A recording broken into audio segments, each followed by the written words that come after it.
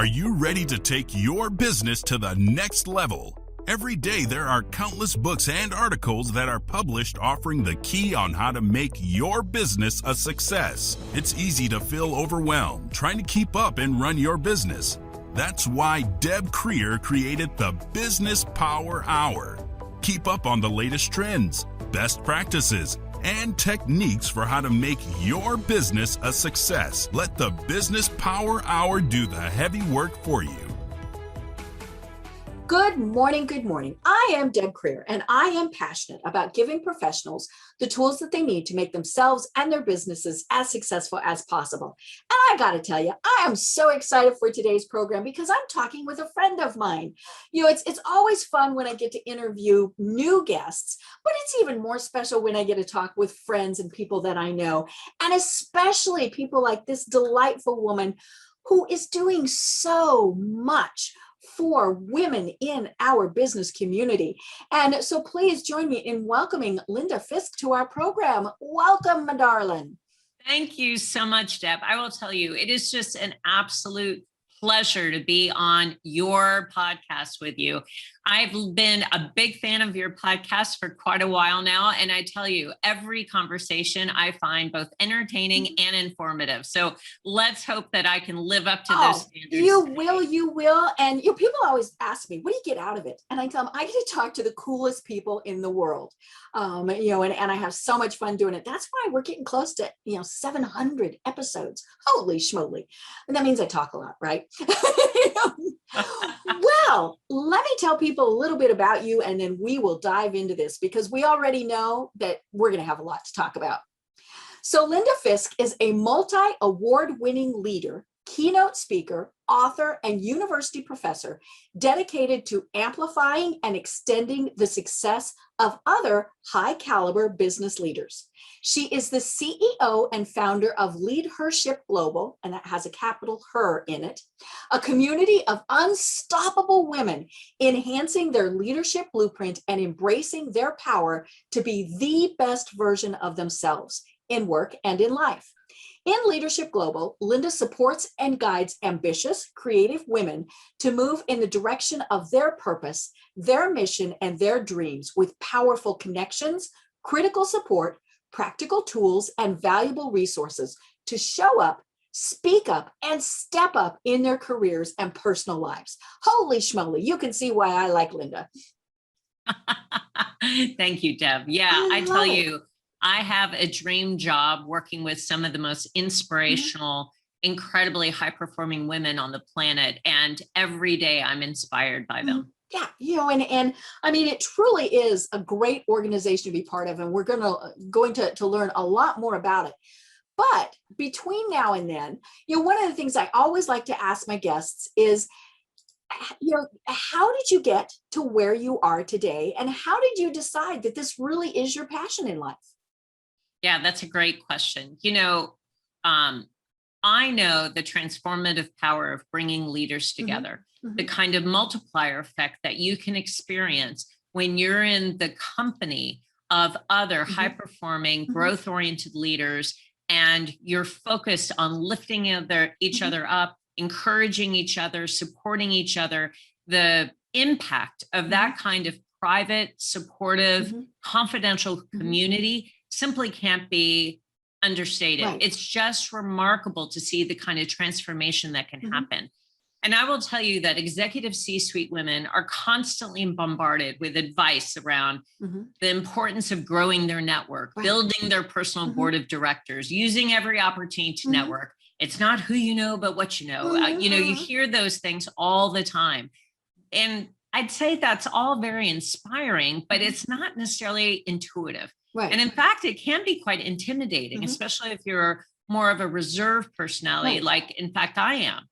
And with the global pandemic that we find ourselves in, traditional networking opportunities aren't really as accessible. Oh my gosh, who goes out anymore? Right. And that can make it difficult for women to form really genuine and strategic relationships. So it's more important than ever to be intentional around investing in and seeking out the right relationships that we all need to thrive, both personally and professionally. Right. And so my focus has been to create that kind of transformation, that kind of multiplier effect for women, that are interested in accelerating their definition of success, whatever that is. Right. And it's so interesting that you started LeadHERship Global during the pandemic. Many other people were like, oh my gosh, we need to wait till it gets back to normal, right? I mean, how many times do we hear that? And I had to laugh initially when they said it's just going to be 2 weeks. I'm like, no. I mean, but we were thinking several months. And then, and I mean, a year from now, I'm thinking we might be not back to normal, but we'll have settled into whatever the new normal is. But what was it like starting an organization in the middle of a pandemic? Well, interestingly, we actually began LeadHERship Global in a very informal way prior to that. And it came from my prior experiences being a part of leadership organizations like YPO and Collective 54, where I held leadership positions as the CMO and then the CEO of those organizations. Right. And I recognize how incredibly important it is to connect with other like-minded leaders to have the kind of transformation and kind of the acceleration of success that we need. But what I found is that oftentimes women didn't feel particularly embraced or valued or honored in leadership organizations that were available to both men and women. Right. Women often felt intimidated or somehow marginalized. So what I wanted to do is create those kinds of connections between extraordinary leaders all over the world. And that started to happen about 2 years ago in an informal basis. Right. And then over time, we just continued to grow the network and grow the organization until we were about 10,000 strong. And I heard from so many of the people that were a part of this network to say, let's make this official. Right. Let's make this a membership-based organization uniquely designed to help women achieve whatever purpose in life that they've envisioned for themselves. Let's put together real programming, real connection, and real value for the members of LeadHERship Global. So that's when it launched. And you're right, it launched officially during the pandemic. But I will tell you, it has been an extraordinary experience because learning is really a lifelong process. Right. It's a process of keeping abreast of change. And goodness knows we've gone through a lot of change in the past year. Right. And so being in a community of other leaders allows you to have an outlet to continuously learn and improve in a confidential setting. And you get exposure to new ways of approaching problems and issues and new ways of leveraging opportunities. And importantly, this kind of safe, supportive environment, I think allows members to not only develop friendships, but develop networks with other sweet women that can enrich your life, both professionally and personally. Right. And I think we have all really craved that kind of intimacy and authenticity and connection, especially during the pandemic. Right. Yeah. And I'll be honest, full disclosure, I am a member, and so, but part of the reason I joined, many of the reasons were exactly what you were saying. I'm not out there networking. I have not attended an in-person networking event since February of 2020. So whenever people are listening, it's been a long time since I have attended something. And I don't see myself going back into attending a lot of them, especially not local. It's nothing against those organizations. They're great organizations. And I truly miss seeing the people that are part of it. I miss the programming, because they had fabulous speakers, all sorts of great things. And I will continue to support them because they are great organizations. And I firmly believe that we need to support our local business associations, things like that.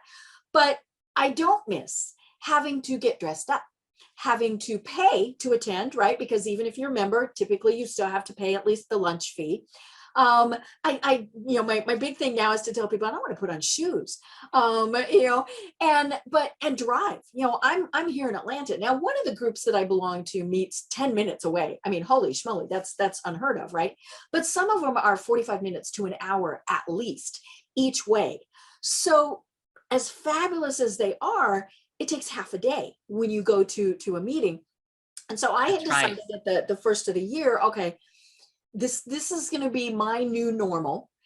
And so how am I going to do this? And so, I came to the conclusion, I absolutely had to just really ramp up my online networking, and found your organization, and we had a chat, and it really was, I've told you this, I hesitated because it was women only, but the more I got into it, the more I thought about it, it was like, this makes sense, especially because the members are the women leaders, the executives, and it's not a men bashing organization. Oh, no. We love the men that are in our Yes. lives. But men and women network differently. So talk to That's us a little right. bit about that. You're right. And so two things I would say. I think it's important to choose a leadership community that supports your unique purpose and can really help you focus on improving your leadership, Right. expanding your growth, and perhaps even the profitability of your business. Right. Because you benefit from the hard-won lessons and the experiences of other leaders. So it's important to find an organization where members have access to best practices on key issues, where they can receive honest advice and feedback from peers who have no conflict of interest, and where they can collaborate with other leaders to work on the business, not just in the business. And, it reminds me of a quote of Aristotle, who said, excellence is not an act, but a habit. Right. And so it really is about ensuring that you are surrounding yourself with people who will inspire you, lift you up, encourage you, but also hold you accountable. Right. And I think that is absolutely essential, no matter what kind of organization that you're a part of. But you're right that men and women do network really differently. And there's a lot of research right now that suggests that the ways that men and women interact and the ways that men and women create a network of support is really, really different. Right. So for instance, men have typically developed really large organizations, connections, networks of supporters and contacts and colleagues, and they go wide and deep. And that is one of the reasons that I feel like men often have sort of a built-in safety net, if you will. So if something were to go awry in their business or their position or their leadership, they have a built-in network of hundreds of contacts that they could call at any moment in time to be able to pivot and find new opportunities.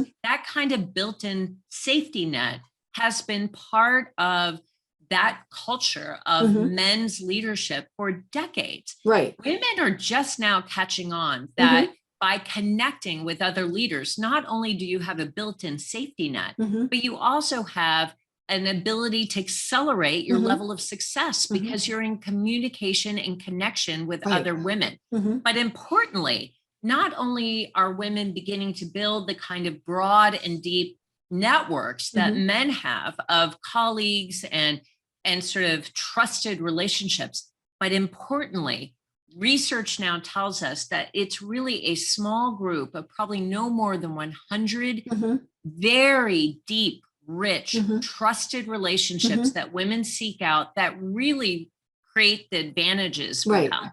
And so it's not just thousands of people that you have in your network. It's the 100 people that can lift you up, encourage you, hold you accountable, connect you to opportunities, give you unvarnished truth about the decisions that you're making.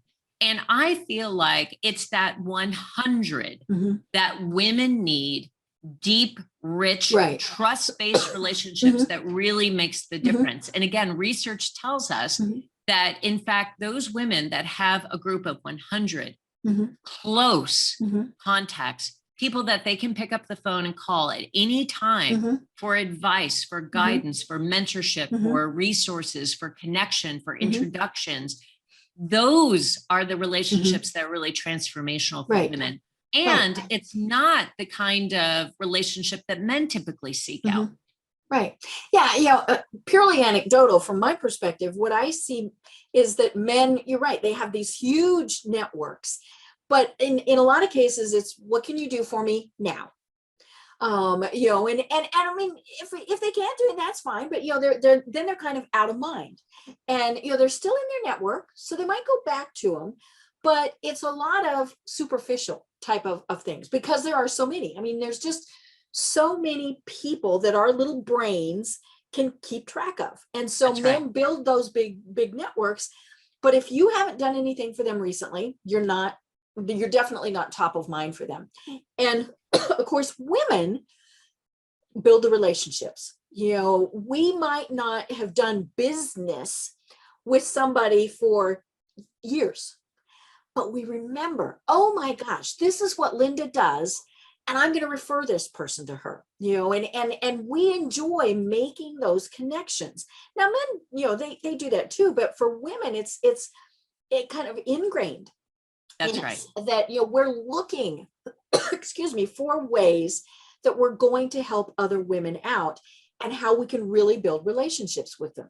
And that's the key, is the building of relationships. Right. Now, we all know that social networks are critical to professional advancement. We know that. Right. But as I noted, research from the Kellogg School of Management at Northwestern University now tells us that men and women need very different kinds of networks to succeed. Right. And because women in executive leadership, they often face sort of cultural and political hurdles that typically men do not. Right. They benefit from this inner circle of close female contacts where they can share private, confidential information in a trust-based relationship. Right. Women face greater challenges in networking to find professional opportunities and career advancement. Right. And they, much more than men, need to maintain both a wide network, but importantly, an informative inner circle in order to land the very best positions and secure the most advantageous opportunities. And the good news is that by taking that kind of smart approach, women can continue to find meaningful advancement opportunities while helping their peers do the same. Exactly what you said, Deb. It's about giving and receiving. Right. So identifying and connecting with people who are connected to multiple networks is a key strategy. And certainly building a large network is advantageous, but having a close inner circle of women that support you, that champion you, that advise you, that encourage you, that's the real key. Right. And you call that a power tribe. That's right. And I love that because we all know, I mean, cavemen, and they had their tribes, and you gathered the people together who would help you survive. Literally, and so we, that has just continued obviously through here. So how do we go about creating those power tribes? Yeah. Well, first off, I think that for a lot of women, they shy away from this term networking. So let's start with why joining and remaining active in a leadership community or creating your own power tribe should be at the top of your to-do list. Every woman should make this top of their to-do list. And the first benefit of doing that is being able to stay on top of your game, right? You have access to a group of unbiased, objective, and successful leaders. And they are working with you to solve any challenge, any obstacle that you face. And I tell you, that is priceless. Sure, you could scour the internet for a few weeks, flipping through manuals, binging on podcasts. You could figure out just about anything if you spend enough time. But you don't have to go through all that time and trouble with an intelligent and passionate power tribe at your fingertips. This is a community that cares about you, and their goal is to ensure your success. So that's number one. Second reason this should be top of your to-do list is professional and personal growth. It's my belief, Deb, that no one grows as a leader without the support of others. No one. And finding a leadership community where you can meet other inspirational leaders, you can create lifelong friendships, and you can be surrounded by people who are genuinely invested in your success is absolutely priceless. I mean, you might discover a new mentor or a new partner or a new employee that can take you to the next level. And to continue to advance in your success, I think it's absolutely critical to find a supportive, trusting community where you can receive the support from other influential and highly connected business leaders. Right.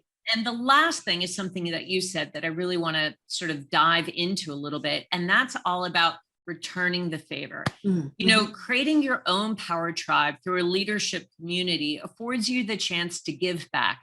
And as Zig Ziglar once said, one of my all-time favorite humans on planet Earth, he said, you can get everything you want in life if you just help enough other people get what they want. Right. And that is absolutely the key. Plus, I will tell you, that's the only thing that feels better than accomplishing your own goals is helping others reach their goals. I know. Even if you didn't have anything to do with it, you still celebrate their successes. Yes. And so true success isn't really, for me, based on whether or not you're winning or losing in the moment, but rather it's about consistently doing the work that ignites your soul and inevitably helping other people along their journey and helping them achieve their greatest heights will ignite your soul. And so dedicating time every single week to find the very best tribe for you and giving back is absolutely life-giving. It's the best gift you can give yourself. Right. Right. Yeah. And, you know, we get caught up in, let's see, let me get my visual aid here. We get caught up in, right. But, you know, and yes, we have to have money to survive, you know, but if we do the other things right, the money comes. You know, and I think that's been one of the issues is we do get caught up in that hamster wheel of got to make more money, got to make more money, got to make more money, men or women. You know, and I think men are caught up in that more so for a variety of reasons. You know, they're the providers, all of those various things. I mean, it's just culturally, it's expected, you know, some things like that. But women realize, okay, you know, it's exactly what you said. If we help more, then it will help me, and therefore, you know, and so that's where, you know, that really comes in, to have that strong group of people who support you. Yes. You know, agreed. And I will say leadership communities may not be for every executive. Right. I feel like in order to benefit from creating your own power tribe, you have to have a couple characteristics that I think are endemic to the highest performing leaders that I know. And one is commitment to improvement. Yes. You know, those that believe that because they hold the title CEO or they're part of the C-suite, that's really the end of their learning journey, that that they know everything they need I to knew know it all. I'm the boss. Right. That's probably not someone who's going to benefit much from a power tribe. Right. Members who value continuous learning, who believe that every CEO must invest in their ongoing professional development. Right. They make excellent members in leadership organizations. And I would say the second criteria that's really necessary for leaders to be successful in creating their own power tribe is being willing to make a time commitment. Now, listen, we all have class participation. Yes, class participation. Listen, we all have busy lives. You know, most of the members of LeadHERship Global, they run philanthropies, they run nonprofits, they run multinational businesses. They're raising families, they're married, they have kids, they are involved in their community and their church. They're incredibly busy. But consistent participation is often an important ingredient in bonding your peer group and building the trust required to discuss really intimate key issues. And so all C-suite executives are busy. Let's just be clear about that. Yeah, there's just none of us that. And it doesn't matter if you're working out of your spare bedroom or, you know, the 20-story building. But if you're going to participate in your power tribe, if you're going to join a leadership organization, you've got to view participation as a priority. Just do. And then the third thing that I would say is important is be self-aware. In addition to improved organizational performance, you know, successful members of power tribes are always aiming to increase their level of satisfaction and performance in their own work, as well as that of their employees, their customers, their investors. So they are always seeking out how are other people doing this better for my customers, for my investors, for my employees? What can I learn from them? What do I know about my own strengths and weaknesses that I need to find others that can supplement and teach and coach and advise me, so that I am not just focused on my own satisfaction and performance, but that of the people that I lead and the people that are counting on me. And last, I think in order to be a successful member of a power tribe, you have to have a sense of humility. I gotta tell you, the people that are a part of LeadHERship Global are hands down more successful than I will ever be, right? And they are often much more intuitive, much more gifted, much more talented. And I celebrate that. I actually love the fact that I am surrounded by women who are greater than I am. And I think because it brings you up. Yes, exactly. And I think in order to be a successful member of a power tribe, you've got to demonstrate a willingness to share in their personal triumphs, share in their professional, celebrations and achievements and accomplishments. And I believe that hard-won experience, both good and bad, is what provides sort of a depth and meaning for leaders of substance. So being there when other people are achieving, even if you're going through a little bit of a drought, I think is so important. You have to be humble, you have to celebrate others, and you have to be able to be open to learning. Right. And open to learning is exactly what I was thinking about. And that's one of the big differences between, this is purely anecdotal again, between men and women. Women, for the most part, are fine with saying, I need help. I don't know everything, all of those various things. And men think that it's going to show that they're weak, that they shouldn't be the leader. Now, that said, I have to watch myself, because it's like, well, I don't know. It's not that I'm, I don't want to ask for help. It's, well, I know the only way to do it, or the best way to do it. And so when I have to stop and tell myself, okay, somebody's going to do it differently, doesn't mean it's wrong, but it might even be better than the way I was going to do it. And, and so that's where that really comes in, is to learn that and to go, oh, holy schmoly, I'd never even thought of doing it that way. And this is fantastic. Yeah, that's lovely. And I think that that's so important to have that kind of, as you said, humility around being able to learn from others, being able to be impacted by others, being able to be influenced by others. And if you think you're the kind of leader that would benefit from joining, a dynamic leadership organization because you're open to learning, I got to tell you, much like what we talked about at the beginning of the hour, there's never been a better time to invest in your success. Virtual networking allows for a much more customized approach to relationship building, because, as you said, it has flexible scheduling, the ability to access recorded learning, the affordability factor, which you touched on. Virtual networking can not only expand your leadership, but can also enhance your influence globally. You're not restricted to whatever small city or big town that you're a part of. You have the ability to connect with women all over the world and to get the most out of relationships that maybe with women that otherwise you would have never had the opportunity to come into contact with. And I'm a believer that, yes, the pandemic was tragic. We mourn for those who lost their lives, who, have health issues that are ongoing, certainly for the people who lost their businesses. But there have been so many good things that came out of it. You're part of C-Suite Network, as am I.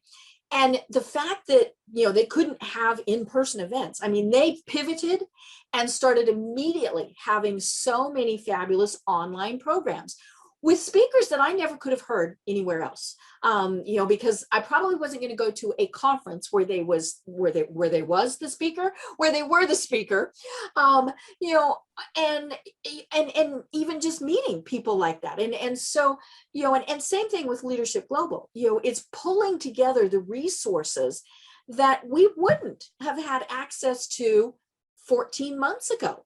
And, Right. you know, and the cool thing is that's going to continue. You know, I do see us going back to in person and things like that. But I think people have so much loved being able to participate remotely. As you said, people record things, you know, all of these various things. We're just as happy to sit here and, as I keep joking, never have to put shoes on. Yeah, that's right. And many of these online networking opportunities are strategically scheduled outside of normal business hours. So if you can't make the live event, register anyway, because most times the host will you'll give get you the access to recording. the recording if you register. That's right. And I will tell you that these online platforms offer you a cost-effective strategy to network without the expensive travel, get access to phenomenal thought leaders all around the world. And at LeadHERship Global, we have 2 huge learning events every single week. And you can pick and choose what's going to be most critical for your own personal advancement. You know, you're not obligated to do anything that doesn't serve you. And so in my mind, you know, you have the opportunity to choose from a wide array of programming to understand what's most important to you, what's going to impact your definition of success most. And you also along the way get to interact with women that, you know, probably should be in your power tribe, you know, and we know you were at least interested in this, in something similar. So that's a good starting point. A great starting point. You're right. And by combining research on the characteristics of an effective network, we know about the gender differences in networking and how our social networks affect our well-being. But many experts suggest that there are actually very specific types of people that everyone should have in their network. So if you're part of a leadership organization, being able to uniquely look for these kinds of people to surround yourself with are just really important. And that's, you know, those are people that you can pull into your power tribe, like the co-striver. That's someone who's working to achieve something very similar to you. And this person can be a professional or a personal connection. And perhaps you and the co-striver are both seeking promotions within an organization, right? That co-striver is somebody who can relate to your goal and share that goal with you and can be there for you for support and encouragement as you both travel towards that goal. Or maybe a super connector. I've been told that I am a bit of a super connector. Oh, yes, you are. You are. And so are you, Deb. And I will tell you, a super connector is someone who knows everyone and everyone knows them. And they can introduce you to the right people, the people that can impact your definition of success. And I will tell you, I know some remarkable super connectors, and they are crucial for your future success. This is a person who connects you with people and influential groups that you may not typically have access to. But they are able to expand the connectivity really and the dynamism of your network. Super connectors, you know, they enjoy connecting people in their network. Oh yeah. So and they're not getting anything out of it aside from hoping that it worked out. Totally. And you do that. I know that that is my biggest role at LeadHERship Global. And it's also the one that brings me the most joy is to see women connect and do remarkable things together. In fact, yesterday I received an email from 2 members of LeadHERship Global who have begun working together in partnership on a project. And they both contacted me separately, ironically, and said, I want to personally thank you for introducing me to X person because they have been transformative to my success. Now think about that. They both independently sent me a note saying the other person was absolutely instrumental in helping me achieve what I'm trying to do. These are 2 women that were brought together for support of each other, and they found mutual benefit in that. And it's beautiful. And those are the kinds of ecosystems that you want to be a part of as a leader. Well, you know, great example. You introduced me to 2 wonderful, you've introduced me to lots of people, but you introduced me to 2 wonderful women who are now part of my service, LinkedIn for C-suite. You know, and it's just going to be fabulous having them together. And you know, so, and that maybe is the other thing with women is we're like, hey, do you know anybody? Can you help me? Can you introduce me? Because again, it's about making those connections. But it is, it's about, as you mentioned, you get out of it what you put into it. So if somebody does an introduction, then you need to connect with them. And so, for example, when you would do an email introduction, both of us, that responded right away. And within days, with all of them, we were on Zoom chatting and getting to know each other. And so that was just fantastic. And, when we're on, all of these plethora of Zoom conferences that we're doing, it obviously rules are different for each one, but if they allow you to put your LinkedIn information in there, or your email, or, however it is that you want to connect with somebody, be sure to do that and then save the chat. So many people don't bother to do that. And then they're like, nobody connected with me. Well, I'm sorry, you need to be proactive. Send them the request to connect and say, oh my gosh, I was just a participant on the same conference that you were, and would love to connect. And if they don't allow the chat feature, well, there is nothing that says that you can't still be looking at the names and be looking them up on LinkedIn, and saying, hey, just saw that you were on the same conference that I'm on. I would love to connect with you.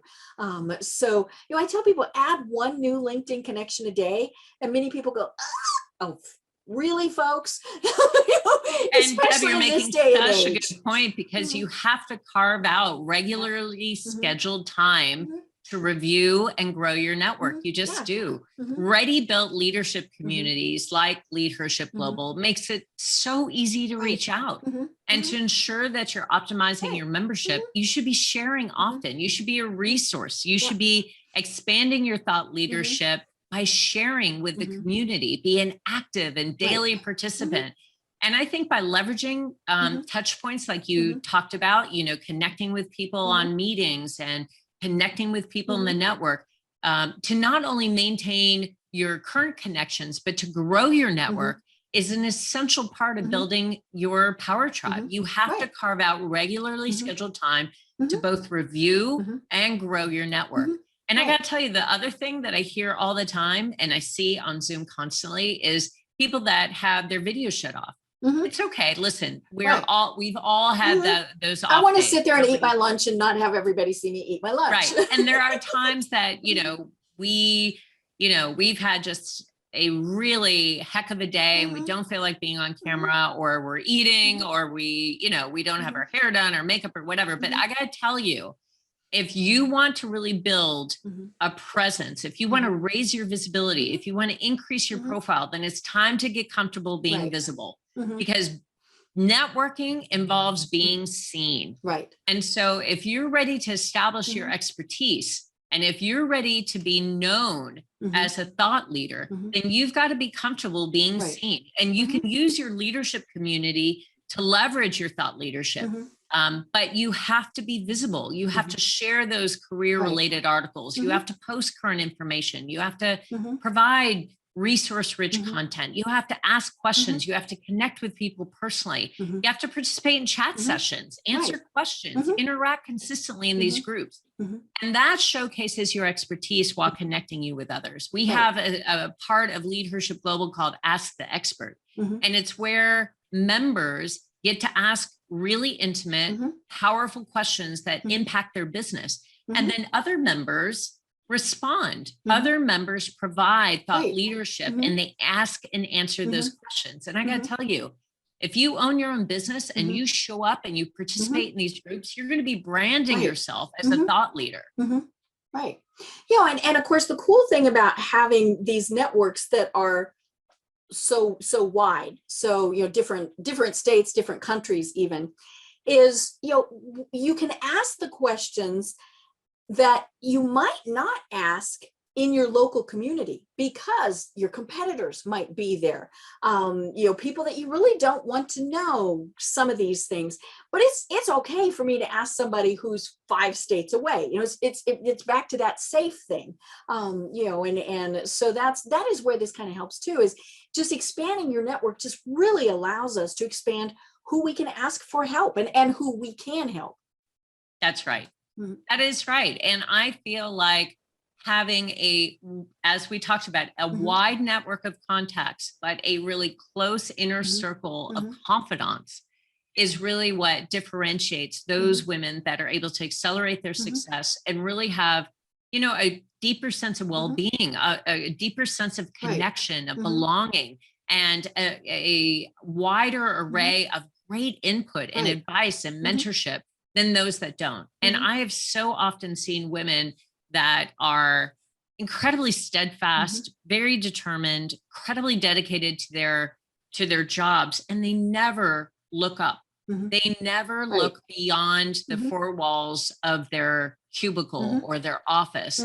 They don't coordinate or collaborate or communicate with anyone outside of their company. Right. And so what that means is that they're really insulating themselves.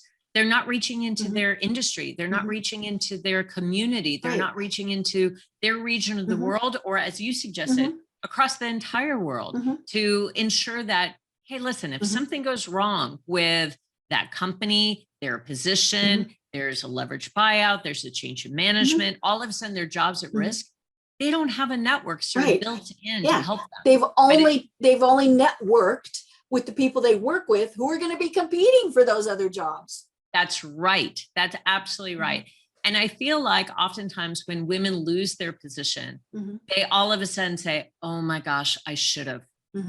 Oh my gosh, now I've got to reinvigorate those contacts that I haven't spoken to in 10 years, 5 years, and kind of fall on their good graces, hoping that they'll help me. Well, how much easier would it be if you were nurturing those relationships and you were building those relationships, you were being a good steward of those relationships over the past 5 years, and then something happens to your job and you can simply call them up and say, the darndest thing happened. Yeah. You won't believe it.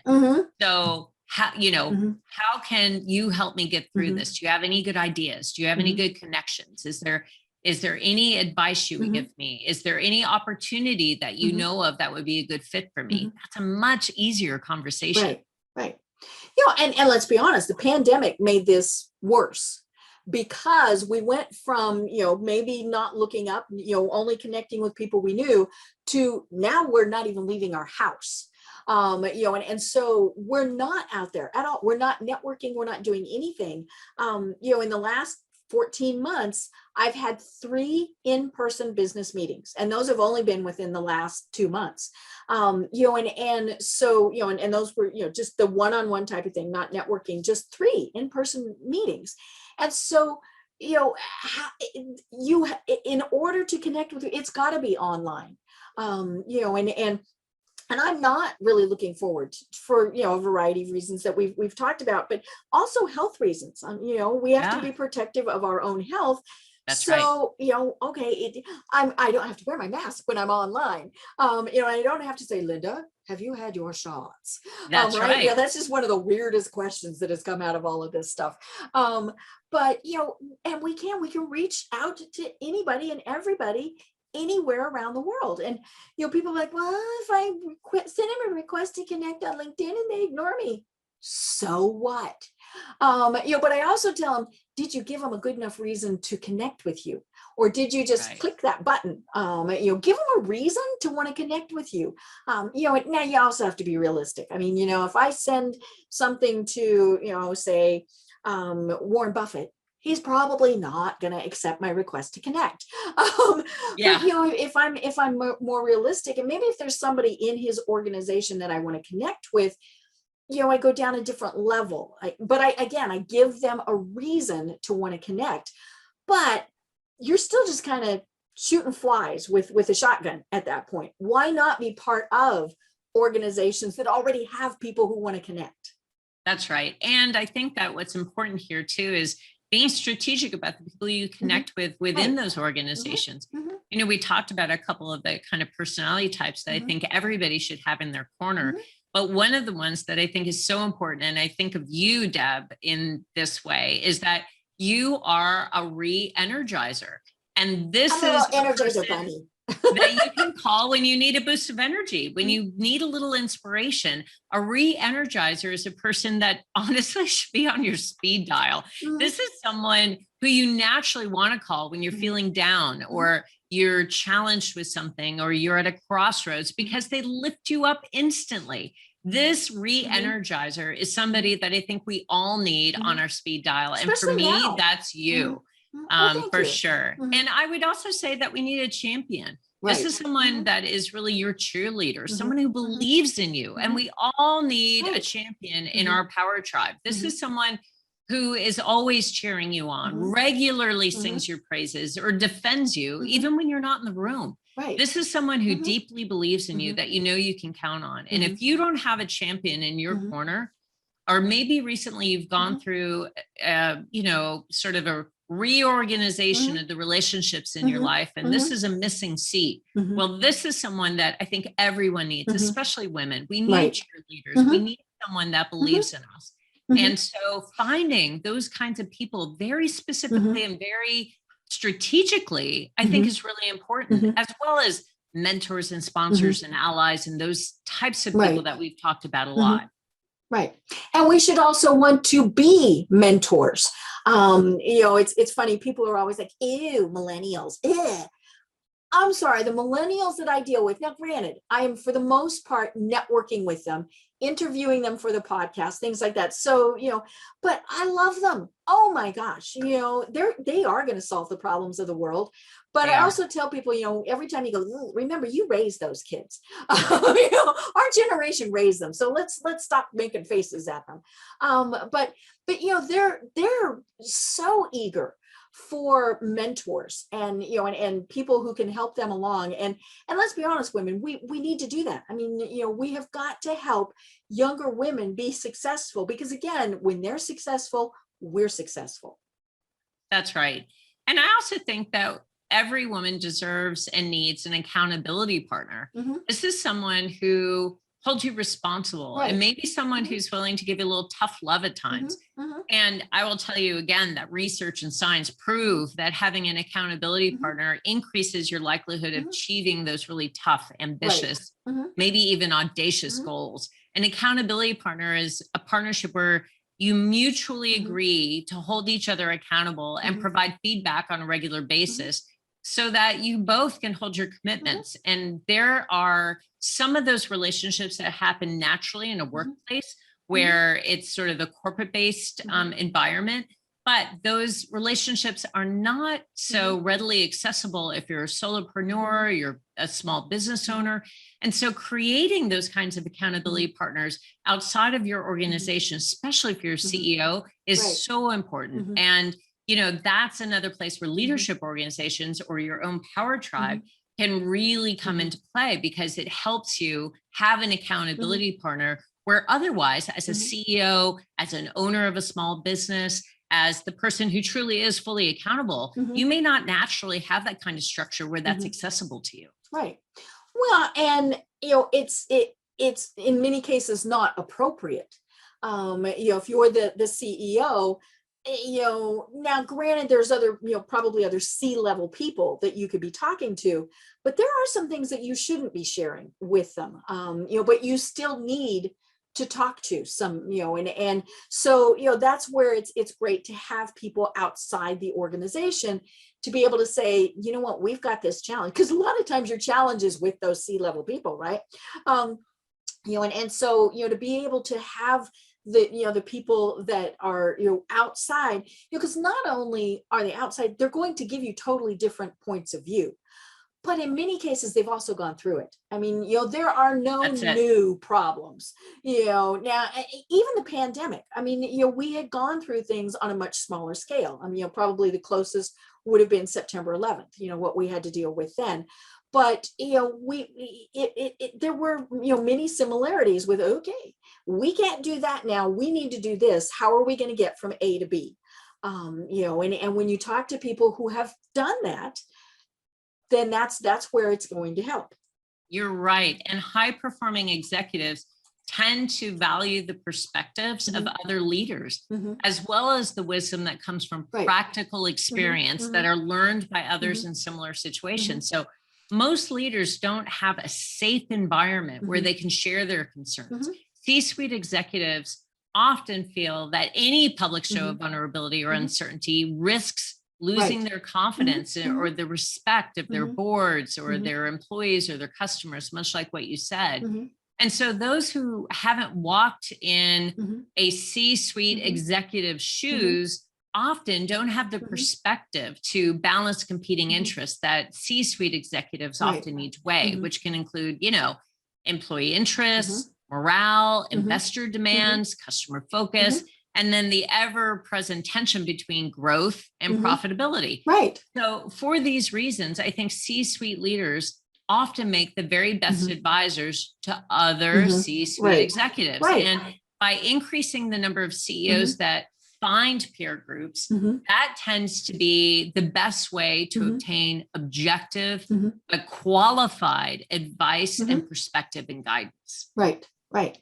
You know, and nobody is an island. You know, like we said, there's no problem that's unique, you know, and all these various things. And sometimes you just need to be heard, even if they don't have a solution or an answer. I mean, you know, it's like you say, you need that cheerleader. You know, or the person saying, you know what, you earned up, you know, and you need to own that, and you need to fix it. You know, and so, you know, that's, and those of course are some of the absolute hardest conversations. So we don't want to have them. You know, I don't want to be told I screwed up because I know it. I mean, you know, I wouldn't be asking for help. You know, but I don't want anybody else to be telling me that. But I might get so caught up in the, oh my gosh, I have screwed this up, that's as far as I get. I just get paralyzed, where somebody else is going to go, okay, yeah, you did, but here's what you need to do now. Or, you know, here are several things to consider, or whatever, you know, and just kind of having those sounding boards is often critical. Yeah, I love that, Deb. That's so right. And I will tell you, solopreneurs do it all, from creating the products to networking to meeting clients. I mean, it's hard to imagine time for much else. But if you haven't dedicated time to enhance your network, investing in your own leadership and your own success, then I feel like you could fall short of your full potential over time. You know, and meeting other leaders who face similar challenges, who have succeeded in growing and scaling a prosperous business, that can actually accelerate value and time efficiency for you and for your business. Right. You know, and it's funny, I've talked about this a lot on the program, where, you know, when we start a business, we think we have to do it all. You know, and we, you know, we're not CPAs, we're not legal experts, we're not marketing experts. You know, we do what our little thing is. And so in order to be successful, we have to find that CPA, you know, the whatever it is that we need. And the same goes with building that tribe of consultants. You know, whether, you know, some people call it an outside board, or, you know, like we were saying, the power tribe, all of those things. That's, you know, just because we started our own business doesn't mean that we have to go it alone. That's right. That's so well said, Deb. I completely agree. Yeah. And we're not taking anything from ourselves by saying that either. I think that's the other thing. You know, I've had people say, oh my gosh, I don't want to admit that I can't do my own taxes. Really? Have you not seen the tax code? Right. And, you know, and the funny thing is, of course, we don't expect other people to do that. You know, I'm not going to try and do open heart surgery just by watching a YouTube video.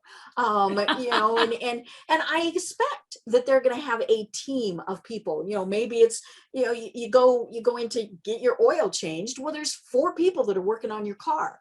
You know, and so that's, you know, but here we are in our little silos thinking, I'm a small business owner, I have to do it all by myself. No, you know, and I would also say, as a small business owner becomes a larger business owner, you know, as the business grows and matures, the CEO has got to adapt and change their style, their role, and their area of focus. They need objective advice and guidance to help them pivot their focus, you know, to things that are more closely aligned with strategic planning, you know, planning for a much longer time horizon, issues with quality and efficiency, and also building a quality team around them. So those kinds of issues then come to the forefront as a business grows and develops. And that CEO has got to evolve and change and adapt. The best way to do that is with the advice and guidance of people that have been there, people that have done that and done it well. Yeah. And maybe ones who have screwed up. I mean, if we're not learning from our mistakes and our failures, then that's a big mistake also. Yes, agreed. Well, oh my gosh, we only have about 4 or 5 minutes left. This has been so much fun. See, and this is why I set a timer, because I know that we could just keep going on this forever. And it's such a wonderful conversation. It's really weird. I don't know what has been in the moon and the stars, but I've had like 5 conversations just this week about leadership. Wow. And one of the things that we didn't even talk about was that, for someone to be a great leader, one of the best skills they have to have is empathy. And I happen to think that women obviously have, that's where we can excel, is to really have empathy. So see, we just have to have you back on again so that we can continue this discussion. I love that. But, tell us a little bit more specifically about LeadHERship Global and how, if someone is interested, that they could get more information.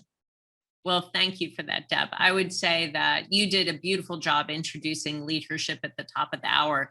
Not a lot I can add to that other than to say that this incredible global network of women have created a sort of a movement around the world where women are supporting each other. They are developing a confidential, supportive, and private community of other leaders that cheer them on, that are committed to improvement, willing to make that time commitment for each other. These are women who lift each other up, encourage each other, and are absolutely dedicated to personal and professional growth. And as I've said, I believe that no one grows as a leader without the support of others. And so finding a leadership community where you can meet other inspirational leaders, create lifelong friendships, and be supported by people who are truly invested in your success is probably the very best gift you can give yourself. And so to advance your success, I believe it's absolutely imperative that we find a supportive, trusting community where you can receive the support from highly influential and connected business leaders that are helping you develop the kind of strategies to pursue your passions, your purpose, and dramatically increase your success. And I think that's what we have at LeadHERship Global. If you're interested in learning more, you're welcome to get in touch with me. I'm Linda Fisk on LinkedIn. And I tend to be really responsive on LinkedIn. I can't say that's necessarily true with all the social media platforms that we're on, but on LinkedIn, I do try to be as responsive as I possibly can. Perfect. I love it. And I also want to say that, we're talking about women who are business owners and leaders and maybe you're not in that position yet, but you want to be. Why not join an organization, whether it's LeadHERship Global or something else that that can help you build that. We've seen so many women, especially this last year, who've undergone many changes in their lives, especially in their professional lives, for a variety of reasons. But I think a lot of women are also going, I don't like the way it was. I want to do something different. So, meet with people who, as we've said, have been there, have done that, and can help you. I mean, even if it's just things of, talking to you about, okay, you need to do a business license, you need to do this, you need all those practical things, but also, the sounding board and so many other things. So, it's a great organization, whether you're just starting out or if you've got a very established business. Thank you. Thank you so much, Deb. I really appreciate that. And thank you for having me on your podcast. Oh, it's so much fun. This has been just amazing. And I have loved the Business Power Hour. So thank you so much. I do have the coolest guests. I mean, it has been so much fun. I laugh that, we're about to hit 700 and there's maybe only been 2 that it was like, and I fully recognize it was my fault that, I just didn't click with somebody, which, so for whatever reason, but, I always tell my guests, we have to have you on again, which obviously means that I had a great time. And it's not just saying it, and so we do definitely have to talk again. But, until then, tell people again how they find you and connect with you. Absolutely. It is Linda at LeadHERshipGlobal.com. or it is Linda Fisk on LinkedIn. So super easy. And of course, it would be my privilege and my honor to connect with anyone who's interested in learning more about LeadHERship Global, because my mission in life, my entire purpose is to lift women up, connect them, and accelerate their success. I love it. I love it. Well, do you have any final words of wisdom for everyone? Just, I will tell you, if you are not already an avid fan of Deb Creer and her podcast, I would say download it now and make it part of your weekly routine, because Deb is, she is this kind of dynamic personality on and off the air. And she literally is a super connector. She knows everyone. And so the guests that she have on, I think, always provide a lot of information as well as entertainment. So definitely make this part of your weekly routine. Oh, well, smooches. It really is so much fun, because I get to meet so many cool people. But when I get to meet people and talk with them like you, who are so inspirational, that's what is so fun about this. Because, it really is, it is just an absolute delight to now be part of your sphere. And I encourage people to check out the organization, check out LeadHERship Global, because, I think it's a great organization to be involved with. Thank you. Thank you, Deb. Have a great afternoon. You too. And until next time, everyone have a great day. Tune in for our next program for even more trends, best practices, and techniques for how to make your business a success. The Business Power Hour, hosted by Deb Creer, is proud to be part of the C-Suite Network.